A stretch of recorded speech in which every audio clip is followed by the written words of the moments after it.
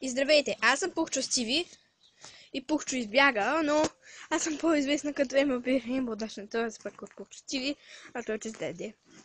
И ще ви разкажа една история.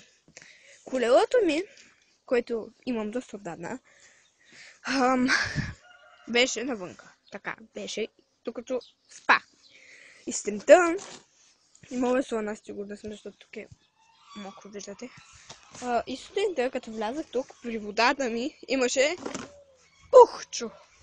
Пухчо беше влязъл в кошницата при водата и после едва го изкарах оттам. Просто защото щеше да ме одере.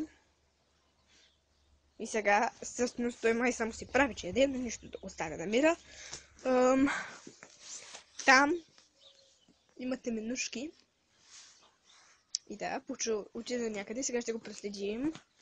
Вижте, отива на задния вход. И мялка нещо. Ще го проследим, обаче има кукичета.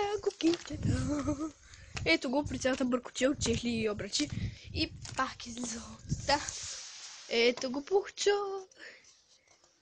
И така. Пси. Сега ще се опитам да го примамя да играем с него. Това беше преди любимата му играчка, едно с една мишка.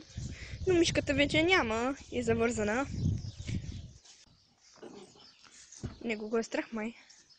Защото предишния път си удари лапата. И така, Пухчо, това е от него. Той е на 10 месеца, на 27 февруари. На 27 април ще стане на една годинка. Писи. Пухчи. Бързо бяга оттам, че... И това е нашата кола. Да. И той се скри до нея. Надявам се новото интро на канала, което направих, да ви е харесало.